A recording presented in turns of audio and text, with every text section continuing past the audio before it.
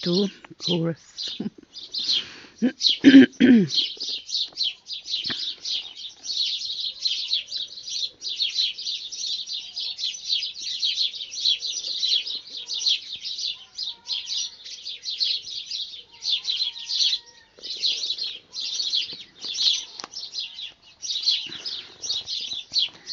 It was most glorious sunset last night. Most beautiful evening. And I grow honeysuckle and jasmine. I've got passion flower here as well, on the roses. And it's just full of birds. There's lots of brambles in there too. And well, for me, it's just divine. A little bit of heaven on earth.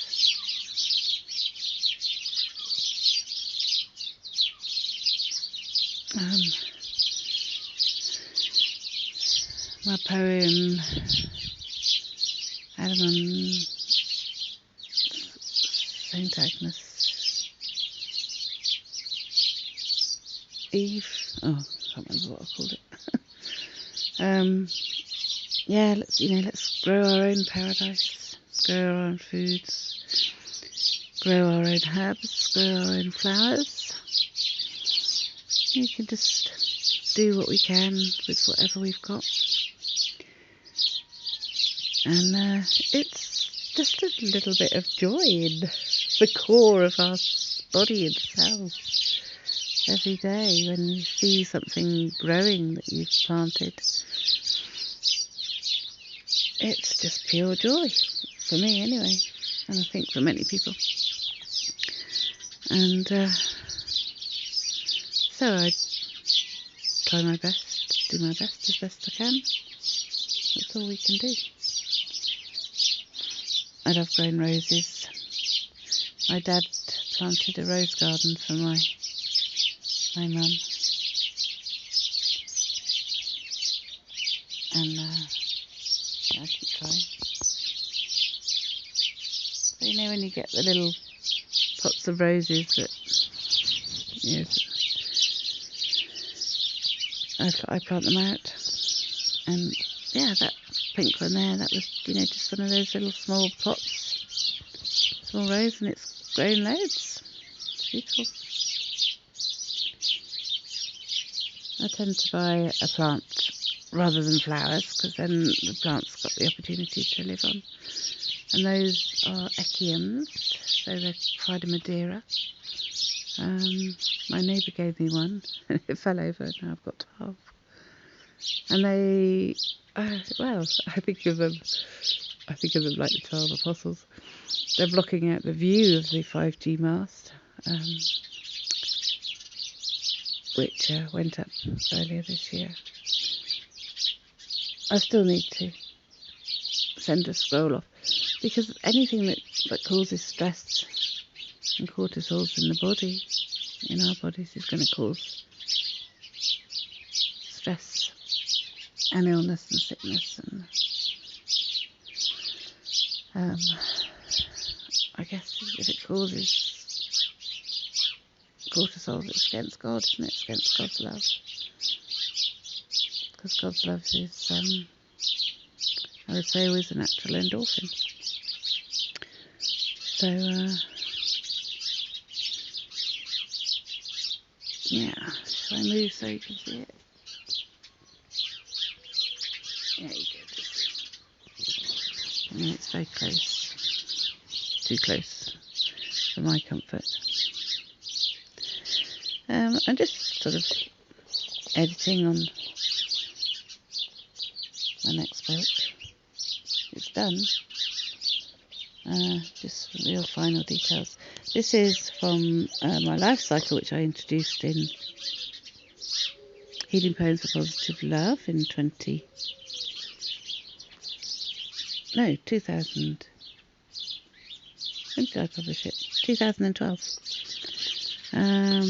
And so it's just making very simple the frontal and the hindbrain. So when we go into that stress response, our frontal cortex of our brain is shut down, and is that clearer?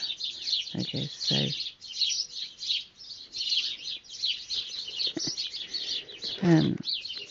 the trust, the patience, the self-control, the fruits of the spirit, the faith, joy, communication, gratitude. It's not very clear, is it, this picture? And then in the back of the hindbrain, the fear response to stress, the fear, the paranoia, and anxieties. Yeah, so that's sort of how I think of the brain in a simple manner. So when we go into a stress response, all of this is shut down, and we go into there, the adrenaline there, which gets us out of danger quick. But of course, the dangers are not quite like they used to be in the when we're in the wild for survival. And one of the Psalms says we're fearfully and wonderfully made, and that fear response is the first one because it is for survival. But this is where the spirit comes from, the fruits of the spirit, from the emotional frontal cortex of the brain, which is where the consciousness is, which gives access to the senses, the fullness of the senses. So I present that in my books, which, thanks be to God, I studied loads. I would say God gifted me the poems, because I never meant to write poetry. And love is not a cortisol stress hormone. And love is always honest love. There is no pain with love. If you are in pain, you are not in love. Obvious though it seems, obvious it is not. All hopes forlorn when you are torn. There is no pain with honest love.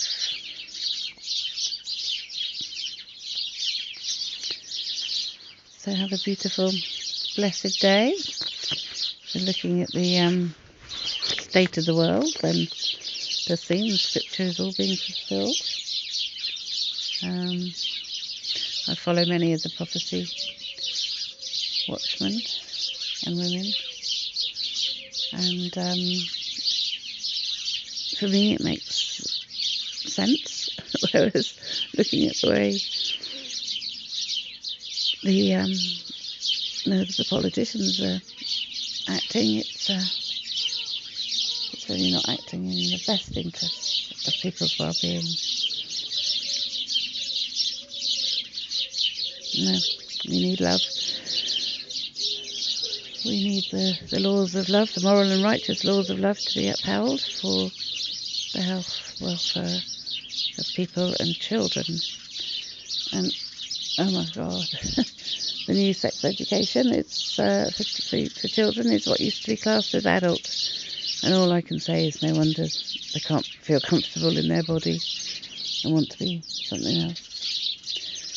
So we really need to uphold those moral and righteous laws and protect children, protect the children's innocence. And Christ's forgiveness is not a license to sin. That's the message to the church. Yeah, I got chucked out of a church last week for asking them to stand up against that. I was called evil and removed by my arm. So I said, well, you can't stop the light returning.